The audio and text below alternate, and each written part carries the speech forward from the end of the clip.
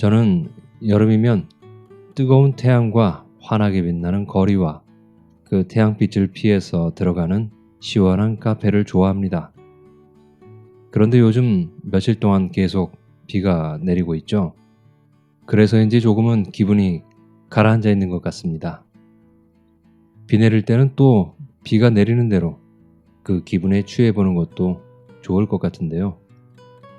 이런 날엔 왠지 조금 더 센티멘탈해지는 것이 카페에서 혼자 조용히 책을 읽으면 감정적으로 더 잘 받아들여지는 것 같아서 책 읽는 즐거움이 더 깊어지는 것 같습니다. 오늘 소개해드릴 책은 바로 그런 자기 감정에 빠진 한 여인에 대한 이야기입니다. 주요섭의 아네모네의 마담입니다. 주요섭은 1902년 11월에 태어난 우리나라의 소설가, 시인이며 영문학자입니다.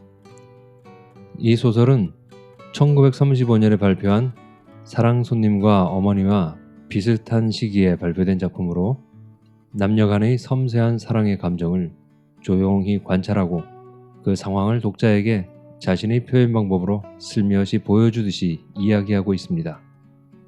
그리고 그들 간의 사랑의 감정이 어떻게 발현하고 또 어떻게 좌절되어 가는지를 잘 보여주고 있습니다.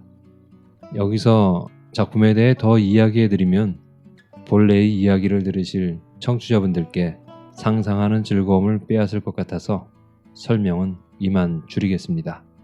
그럼 아네모네의 마담에게 어떤 이야기가 있는 것인지 다 같이 소설 속으로 들어가서 들어보겠습니다.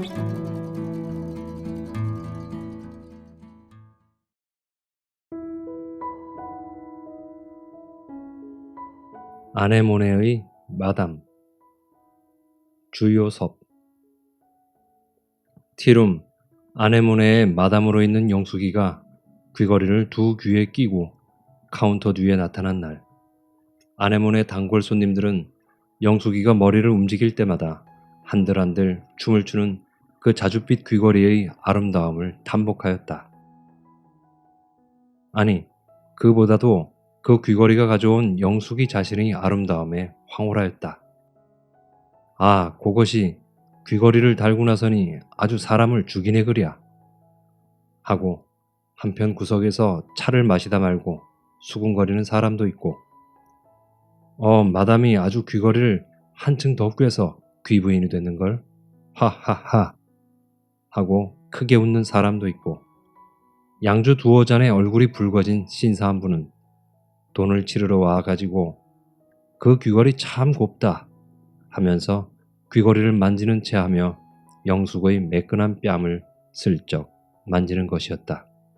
오늘 영숙이의 가슴은 사탕 도둑질해 먹다가 들킨 어린아이 가슴처럼 죄이고 불안스러웠다.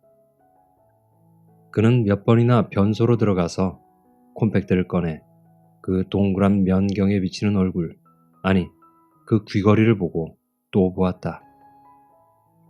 카운터 뒤에 나서 있는 때에도 크게나 작게나 손님들이 귀걸이에 대해서 무슨 말이고 하는 것이 들릴 때마다 그는 그 한들한들하는 귀걸이를 손으로 어루만지었다. 그리고 거리로 통한 출입문이 열릴 때마다 그의 얼굴은 금시로 홍나무같이 빨개지고 두 손끝이 바르르 떠는 것이었다. 문이 열릴 때마다 가슴이 내려앉는 것 같았다. 그는 기다리는 것이었다. 마치 자기 일생의 가장 큰 운명을 지배할 사건이 그 문을 열고 들어설 때를 기다리는 것처럼 조바심이 되는 것이었다. 문이 열릴 때마다 무슨 무서운 것이나 얘기하는 사람처럼 힐끗 그쪽을 바라다보는 것이었다. 바로도 못 바라보고 힐끗 곁눈으로 도둑질해 보는 것이었다. 문이 방식이 열렸다. 시꺼먼 사각모가 먼저 나타났다. 이어서 사각모 아래로 어떤 창백한 얼굴이 보였다. 문을 조심스레 미는 손이 보였다. 전문학교 학생의 제복이 보였다. 그 순간 영숙은 가슴이 내려앉았다. 그는 도망을 가듯이 고개를 숙이고 카운터 뒤로 뚫린 판장문 밖으로 나갔다. 귀걸이가 판장문에 부딪혀서 옥을 굴리는 듯한 쨍그렁 소리가 났다. 물론 그 소리는 영숙이 혼자서만 들을 수 있었다. 그 뒤는 바로 부엌이었다. 영숙이는 차 끓이는 화덕 앞을 지나 변소로 또 들어갔다. 변소 문을 안으로 잠그고 그는 잠시 두 손을 가슴에 대고 오독하니 서 있었다. 어떡할까? 하고 그는 스스로 물었다. 그는 콤팩트를 꺼내서 그 조그만 면경에 비친 콧잔등을 들여다보았다. 그는 무의식하게 분가루를 콧잔등에 두세 번 찰싹찰싹 두드렸다. 그러나 그가 콤팩트 면경을 꺼낸 목적은 거기 있는 것은 아니었다. 그는 살짝 고개를 돌려 동그란 면경 앞에 나타나는 귀걸이를 보았다. 귀걸이가 한들한들 떨리었다. 고만 빼고 말까? 하고 그는 생각하였다. 그 순간 그러나 그는 결심한 듯이 콤팩트를 핸드백 속에 획 집어넣고 살그머니 카운터 뒤로 기어 나왔다. 그는 고요히 찻집 앞을 휙 둘러보았다. 역시 저편 그 구석자리에 그 학생은 와 앉아있는 것이었다. 언제나와 마찬가지로 그 학생은 지금 영숙이를 정면으로 바라다보고 있는 것이었다. 그 언제나 무엇을 열망한 듯한 열정에 타고 넘치는 그 눈 모습으로. 영숙이는 얼굴이 화끈다는 것을 인식했다. 그러자 귀 밑에 달린 귀걸이가 찰싹찰싹 뺨을 스치는 것도 인식하였다. 귀걸이가 차기도 차다 하고 그는 생각하였다. 축음기 소리판에서는 뚜뚜루두두 뚜뚜루두두 하고 박자 젠 재즈가 숨이 찰 듯이 쏟아져 나왔다. 영숙이는 빨개진 자기 얼굴을 어둠 속에 감추고 서서 소리판을 한 장씩 한 장씩 골라내고 있었다. 여러 장을 젖히고 나서 영숙이는 소리판 한 장을 들고 물끄러미 들여다보았다. 이 소리판 한 장. 영숙이에게 이상스러운 인연을 가져다 준 소리판 한 장이었다. 그것은 아마 약 한 달 전 일이었다. 하얀 저고리를 입은 보이가 한 벌 접은 하얀 종이를 영숙에게 전해주던 것이. 그리고 보이는 고갯짓으로 저편 한 구석에 혼자 앉아있는 어떤 제복 입은 학생을 가리키었다. 그 학생을 바라다본 영숙이의 첫인상이 몹시도 창백한 얼굴이었다. 그 창백한 얼굴에서 반사되는 두 개의 시선. 그것이 영숙이를 이상스러운 감정으로 인도하는 것이었다. 그 두 눈은 뚫어질 듯이 영숙이를 응시하는 것이었다. 그 눈 모습은 마치 몹시 사랑하는 애인을 건너다 보는 순결하고도 열정에 찬 그러한 눈이었다. 영숙이는 얼른 그 시선을 피하면서 종이를 펴들었다. 그때 영숙이 가슴 속에서는 무엇이 털썩 소리를 내고 떨어지는 듯 싶었다. 그러나 슈베르트의 미완성 교향악을 한 장 틀어주시면 고맙겠습니다. 오직 이것이었다. 영숙이는 다시 그 학생을 건너다 보았다. 역시 열정에 찬 두 눈이 영숙이를 집어삼킬 듯이 바라보고 있는 것이었다. 영숙이는 그 소리판을 찾아서 축음기 위에 걸어놓았다. 심포니의 조화된 멜로디가 담배 연기로 자욱한 방 안 구석구석에 울릴 때 그 학생은 잠시 빙그레 웃었다. 그 웃음은 얼굴이 창백한 탓이었던지 어째 몹시 구슬픈 고적한 미소였다. 그러나 그 다음 순간 그 학생은 눈을 스르르 감았다. 영숙이에게는 이 학생의 얼굴은 어디서 한두 번 보았던 듯한 낯익은 얼굴이었다. 어디서 보기는 분명 보았는데 언제 어디서인지를 꼭 집어낼 수 없는 그러한 어슴푸레한 기억이었다. 아마도 그 학생이 찻집에를 덜어왔을 테니까 아마 이전에 무심히 몇 번 보았을 것이었다. 그러나 그 학생이 얼굴이 그렇게 창백하고 그 두 눈이 그렇게 열정과 애수가 차 있는 것은 이날 밤 비로소 처음 보는 듯 싶었다. 영숙이는 가끔 곁눈으로 이 학생을 보았으나 그 학생의 마음은 심포니의 음악을 타고 허공으로 떠돌아다님인지 그는 눈을 감은 채 죽은 듯이 앉아 있었다. 소리판 한 면이 다 끝나고 스르르 턱 하고 멈추자 그 학생은 눈을 번쩍 떴다. 영숙이는 얼른 외면을 하고 죽음기 바늘을 바꾸어 끼웠다. 그날 저녁 이후에 서너 번이나 영숙이는 보이를 통하여 그 창백한 얼굴의 소유자로부터 편지를 받았다. 슈베르트의 미완성 교향악. 오직 이 문구 하나뿐이었다. 그 학생은 매일 왔다. 매일 저녁 9시쯤 되면 와서는 꼭 한 구석에 마치 자기가 정해놓은 자리라는 듯이 그 자리에 가 앉아서 홍차 한 잔 마시고는 2시간가량 앉아서는 정해놓고 영숙이를 바라다 보는 것이었다.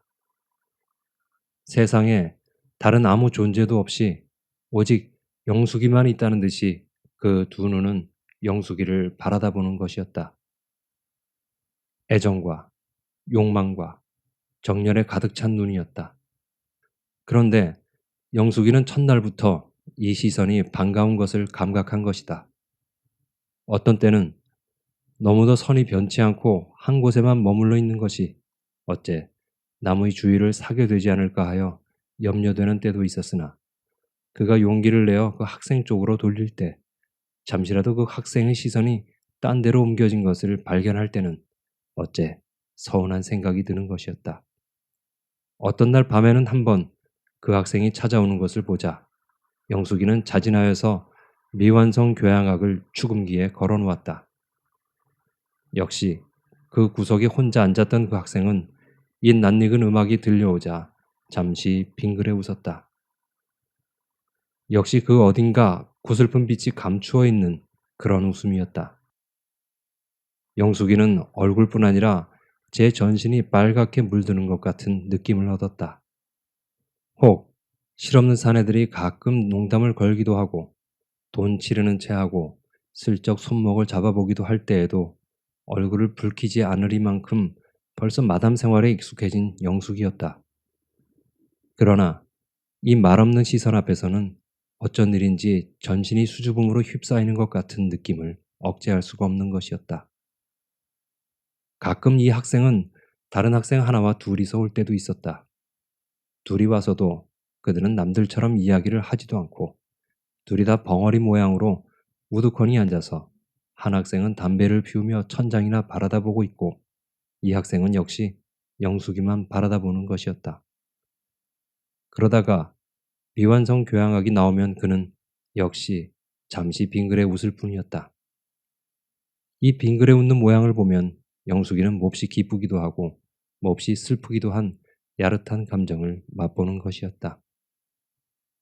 그래서 이 빙그레 웃는 구슬픈 미소를 보기 위하여 어떤 날 밤에는 영숙이는 미완성 교향악을 3번, 4번씩 걸어놓기도 하였다.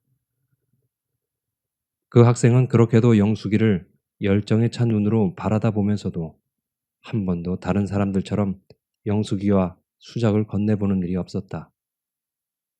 아니, 카운터에도 가까이 오는 일이 일체 없었다. 찻값도 반드시 보이에게 물고 가고 한 번도 친히 카운터에 와서 내는 법이 없었다.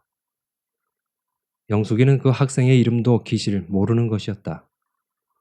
그러나 웬일인지 그 학생과 평범한 이야기라도 한마디 주고받았으면 하는 욕망이 걷잡을 새 없이 끓어오르는 때가 가끔 있었다.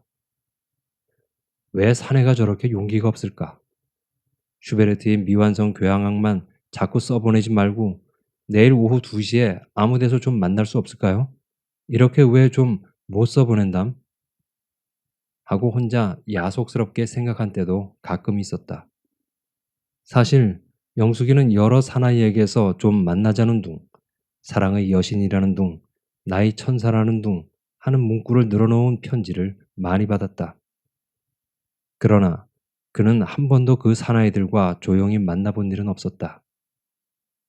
그런데도 만일 이 이름도 모르는 학생이 그런 편지를 한 번만 보내준다면 그는 곧 춤이라도 출 듯 싶었다.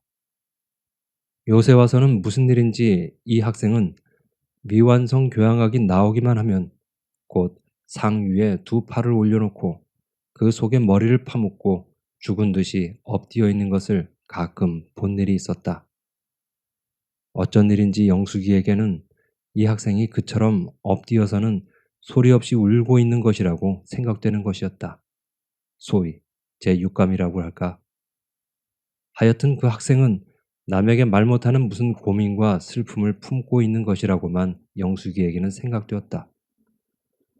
그리고 그 고민의 원인이 영숙이 자신에게 있는 것이 아닐까 하고 생각되어서 퍽이나 송구스럽고 번민되는 것이었다. 왜 나한테 모든 것을 털어놓고 이야기 못할꼬? 하고 영숙이는 가끔 초조하고 원망스러운 눈으로 그 학생을 바라다보곤 하는 것이었다. 영숙이는 자기 자신도 인식하지 못하는 가운데 자연히 몸맵시에 대하여 더 한층 주의를 하게 되었다. 그리고 어떻게 했으면 이 학생과 잠시라도 이야기를 해볼 도리가 없을까 하고 궁리궁리하던 끝에 이 귀걸이를 사서 걸고 나선 것이었다. 귀걸이를 끼고 나서면 조선서는 흔치 않은 일이라 필연코 그 학생도 귀걸이가 곱다라든가 얼굴과 어울린다라든가 하는 무슨 말이고 건네어 보게 될 것을 바랐던 것이다. 영숙이는 지금 자기가 골라든 미완성 교향악 소리판을 들고 방금 뱅글뱅글 돌고 있는 재즈가 끝나기를 기다리었다. 그 학생은 웬일인지 오늘 밤에는 벌써부터 상 위에 올려놓은 두 팔 속에 머리를 파묻고 엎드려 있는 것이었다. 그와 함께 온 다른 학생은 담배를 피워 물고 앉아서 옆에 엎드린 친구를 무슨 불쌍한 동물이나 바라보듯이 딱한 표정으로 바라다보는 것이었다. 자기 자신이 용기가 없으면 저 학생을 통해서라도 내게 말 한마디 해주면 될 것을. 하고 영숙이는 그 학생의 행동이 안타깝게 생각되었다. 그때 온 방 안 공기를 쩌렁쩌렁 울리던 재즈 소리가 뚝 끊기고 스르르 스르르 턱 하더니 축음기가 멈추었다. 영숙이는 바늘을 갈아 끼우고 재즈판을 드러내놓고 미완성 교향악을 걸었다. 그 학생이 이제 자기를 바라다보며 빙그레 웃을 그 창백한 얼굴을 연상하면서 영숙이는 판을 돌리고 그 위에 바늘을 얹어 놓았다. 곱고 조화된 음률이 방 안을 가득 채웠다. 영숙이는 고개를 돌려 그 학생을 바라다보았다. 귀걸이가 찰싹찰싹 그 뺨을 스치었다. 귀걸이가 매끄럽기도 매끄럽다 하고 그는 생각하였다. 웬일일까? 그 학생은 빙그레 웃어 보이기는커녕 두 팔새에 파묻은 얼굴을 들지도 않는 것이었다. 영숙이는 이해할 수 없어서 멀거니 그 학생 쪽을 바라다보고 서 있었다. 잠시 동안의 시간이 흘렀다. 심포니의 음률은 방 안 구석구석을 신비경으로 변화시키는 것처럼 우아하고 신비스러웠다. 그러자 그것은 마치 일종의 벼락처럼 밖에 더 생각되지 않았다. 영숙이는 그때 그 순간에 돌발한 괴이한 사건을 순서적으로 기억할 수는 없었다. 그때 그래 무슨 일이 생겼어? 하고 누가 물으면 영숙이는 도무지 그 갈피를 찾아서 이해할 수가 없을 것이다. 도무지 예기치 못했던 돌발 사건이 생기는 때 사람의 신경은 놀라고 떨려서 그 사건 진행의 참된 모양을 순서적으로 기억할 수는 없게 되는 것이다. 하여튼 영숙이가 맨 처음 본 바는 창백한 얼굴이었다. 상 위에서 번개처럼 휙 올라오는 창백한 얼굴이었다. 그리고는 그는 무슨 고함 소리를 들은 것처럼 기억되었다. 마치 고막을 찢을 듯한 강렬한 무슨 외침이었다. 그 고함 소리가 무엇이라고 말했는지는 조금도 기억이 나지 않았다. 그 소리가 그 학생의 입에서 뛰쳐나왔다는 것만이 기억이 되었다. 그리고 그 다음 순간 영숙이는 카운터 앞에 우뚝 선 그 학생을 보았다. 성낸 호랑이처럼 씩씩거리는 그 숨소리를 똑똑히 들었다. 그러자 무엇이 와지끈하고 깨지었다. 음악 소리는 뚝 끊기고 사람들의 비명소리가 들리었다. 영숙이는 귀걸이가 찰싹찰싹 뺨에 와서 스치는 것도 감각하지 못할 만큼 어안이 벙벙해지고 말았다. 그 뒤에는 한참 동안 혼란이 있었다. 사람들이 외치는 소리가 들리고 창백한 얼굴의 소유자와 함께 왔던 학생이 무엇이라고 온 방안을 향하여 몇 마디 소리를 지르고 그러고는 영숙이 보고도 무엇이라고 한두 마디 했지만은 영숙이는 그 말을 깨달아 들을 수가 없었다. 그리고 그 다음 순간 영숙이는 한 학생에게 끌려 문 밖으로 나가는 창백한 얼굴을 보았다. 한참 동안 와글와글 온 방안이 끓었다. 영숙이는 넋을 잃은 사람처럼 교의 위에 한참을 주저앉아 있었다. 축음기에서 다시 음악 소리가 울려나오는 것을 듣고야 비로소 영숙이는 정신을 수습하였다. 카운터 위에는 보이가 주워서 올려놓은 깨어진 소리판이 여러 조각 놓여 있었다. 깨진 소리판은 슈베르트의 미완성 교향악이었다. 한두어 시간쯤 뒤에 아까 창백한 얼굴의 소유자를 억지로 끌고 나갔던 그 학생이 혼자서 다시 왔다. 그는 방안을 한번 휘 둘러보더니 카운터로 가까이 와서 카운터 위에 팔을 기대고 섰다. 마침 찻집 주인이 와 있었으므로 그 학생은 주인에게 소리판 값을 물었다. 참으로 미안하게 됐습니다. 하고 그는 사과하였다. 아까 그 소란이 있을 때 앉았던 손님은 다 가고 새로 손님들이 들어온 거로 손님들은 아까 그 소란을 모르는 모양이었다. 그래서 아무도 학생의 이야기를 들으러 모여들지 않았다. 오직 보이만이 곁에 와 서서 귀를 기울였다. 이야기를 대강이라도 들으시면 용서해 주실 줄 믿습니다. 아까 그 학생은 내 가까운 친구입니다. 아주 똑똑한 수재지요. 그런데 무슨 운명의 장난인지 그는 어떤 남편 있는 부인을 사랑하게 되었습니다. 이때 영숙이는 가슴이 몹시도 들먹거리는 것을 감각하였다. 그는 고개를 축음기 쪽으로 돌리고 서서 이 학생의 말을 한마디라도 놓치지 않으려고 바싹 귀를 기울였다. 그 부인은 하필 다른 사람이 아니고 바로 우리 학교 교수 되는 이의 아내입니다. 언제 어디서 어떻게 기회가 되어서 서로 사랑하게 되었는지는 나도 잘 모릅니다. 또 지금 길게 이야기할 필요도 없겠지요. 하여튼 두 사람의 사랑은 순결하고 또 열렬하였습니다. 그러나 이러한 세상에 있어서 그 사랑은 언제까지나 비밀일 수밖에 없었습니다. 현 사회에서는 매음 같은 더러운 성관계는 인정하면서도 집안 사정상 별로 달갑지 않은 혼인을 한 젊은 여인이 행이랄까 불행이랄까 남편 외의 딴 사람에게서 한 사람이 한 번만 가져볼 수 있는 그 고귀한 첫사랑을 바칠 수 있는 대상을 발견했을 때 우리 사회는 그것을 더럽다고 낙인해버리고 조금도 용서치를 않으니까요. 그 사랑이 얼마나 순결하고 얼마나 열렬한 것을 이해해 줄 수 있는 사회도 아니고 또 이해해 보려고 하지도 않는 사회니까요. 더러운 기생오입은 묵인하면서도 순결하고 고귀한 사랑은 그 사랑의 대상이 한 번 다른 사람과 결혼한 사람이라는 잠옷 한 가지 이유하에 기생오입보담도 더 나쁜 일처럼 탐해하고 비방하는 그런 우스운 사회니까요. 이거 설교가 너무 길었습니다. 새로 손님이 들어왔으므로 보이는 주문을 받으러 다녀와서 다시 가만히 서서 귀를 기울였다. 영숙이도 부엌으로 뚫린 조그만 커피 두 잔을 얼른 주문한 후 카운터에 몸을 기대고 서서 묵묵히 귀를 기울였다. 두 분의 사랑은 퍽이나 불행했습니다.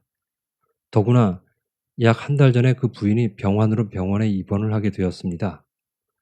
떳떳한 사이 같으면야 아침부터라도 병원에 가서 살 수도 있으련만 두 사람의 사이가 그쯤 되고 보니 어디 내놓고 문병인들 갈 수가 있나요?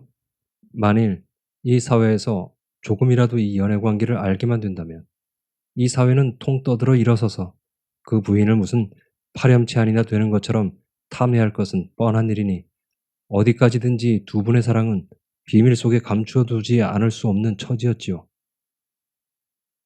영숙이는 자기도 모르게 몸을 떨었다. 그러고는 교의 위에 사뿐 내려앉아서 다시 귀를 기울였다.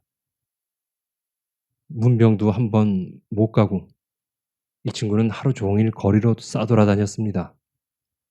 아침마다 한 번씩 병원으로 전화를 걸어서 병의 차도나 물어보고 그러고는 타는 갓을 움켜쥐고서 헤매는 것이었습니다. 밤이 되니 잠 한숨 잘 수 있겠습니까? 나는 그의 마음을 좀 붙잡아 보려고 이리저리 많이 끌고 다녔지요. 그러다가 그 친구는 마침내 이 아네모네에 애착을 느끼게 되었답니다. 첫째, 그는 여기서 슈베르트의 미완성 교향악을 들을 기회가 있는데 기뻐한 것이지요. 그 친구의 말에 의하면 이 슈베르트의 미완성 교향악은 두 분 연인 사이에 가장 아름다운 추억을 실은 레코드인 모양입니다.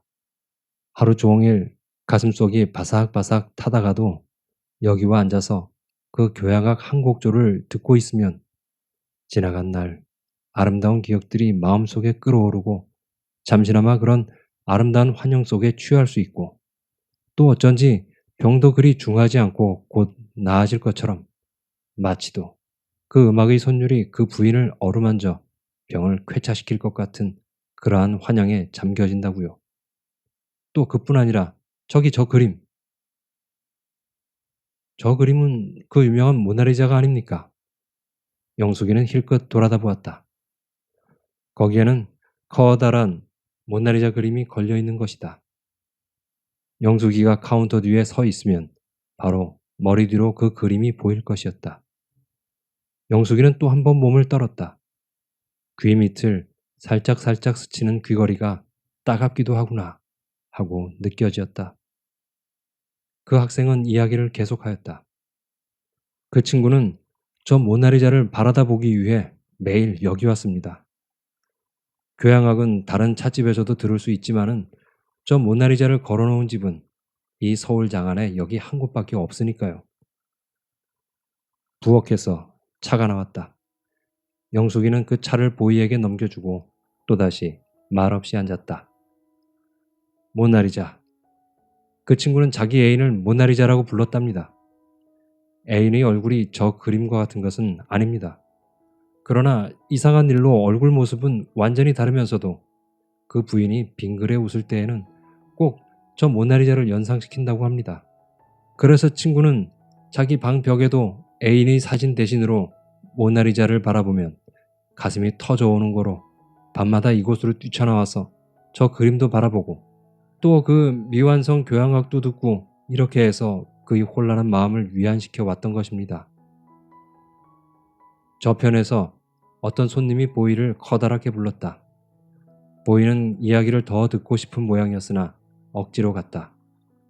그런데 아까 저녁 때에 입원해 있던 그 부인이 고만 세상을 떠났습니다. 거의 미친 사람처럼 된 내 친구를 겨우 이리로 끌고 왔었는데 그만 그 미완성 교향악이 그의 가슴을 찢어 놓았나 봐요. 그래서 사정이 그만하니까 아까 그 행동은 용서해 주시기 바랍니다. 참으로 미안했습니다. 난 또 어서 가보아야 하겠습니다. 마음이 놓이지를 않으니. 이튿날 밤 찻집 아네모네에서는 언제나 그러한 것처럼 재즈 소리가 흘러나왔다. 방 안 공기는 어느새 담배 연기로 안개 낀 것처럼 자욱해 있었다. 아, 그런데 이 마담이 웬 변덕이 그렇게 많단 말이야? 어저께 귀걸이를 새로 낀 것이 썩 어울린다고 야단들이기 한번 보려고 일부러 왔는데 그 귀걸이는 어째서 그래? 하고 어떤 사나이가 말했다. 영숙이는 아무 대답도 없이 빙그레 웃어 보일 따름이었다. 그 웃음은 어딘가 구슬프고 고적한 기분을 띤 웃음이었다.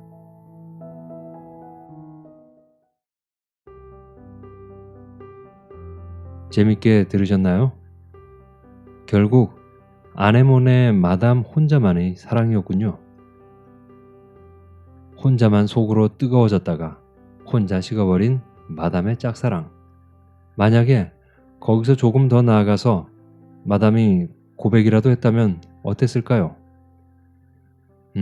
생각만 해도 오그라드는 상황이 되었겠군요. 혹시 청취자분들 중에서도 이런 비슷한 경험이 있으신가요? 혼자 애달파하다가 결국 스스로 마음을 놓아버리는 짝사랑 말입니다. 어떤 이는 짝사랑에 대해 이렇게 말하기도 합니다. 짝사랑은 스스로 걸어 들어갔지만 출구를 못 찾고 갇혀버린 사랑이라고요. 오늘 이야기는 여기까지입니다. 끝까지 들어주셔서 감사합니다.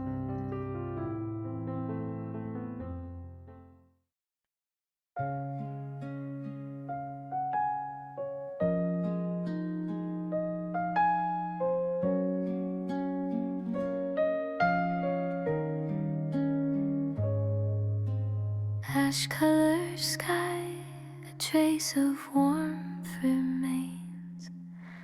Tiny stars blink in silence. Winter light slips through the window, slowly finding where to land. Like a melody I don't yet know, you drip softly into me. At the end of every quiet day, something lingers at each turn. A fading after image wanders without a place to go. Where the wind decides to rest, shadows stretch and intertwine. A single look we once exchanged keeps returning time after time. Somewhere past my heart, where the silence gently stays, without knowing you arrive as fragile light. A name I cannot reach, still I follow where it goes. And today again I walk toward a place I'll never know.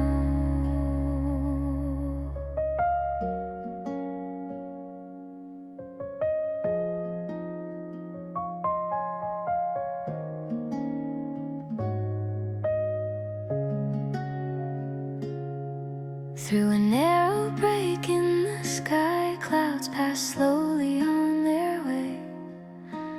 Moments shine then disappear, like a smile that cannot stay. Thinking of you feels like climbing steps made out of memory. Every quiet piece of time falls apart so beautifully when faint footsteps mark the snow.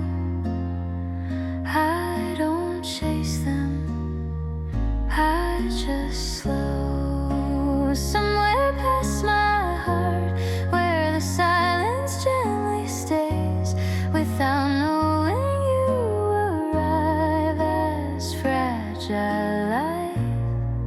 A name I cannot reach, still I follow where it goes. And today again I walk toward a place I'll never know. All the words I never spoke spread like early morning glow, moving outward soft and low until they fade where I can't go. Somewhere past my heart, one quiet light remains, pointing softly toward you, trembling like a flame. Even unseen, I choose to trust its way, as if one day in my light the space between what remains of warmth slowly slips away at the edge of night.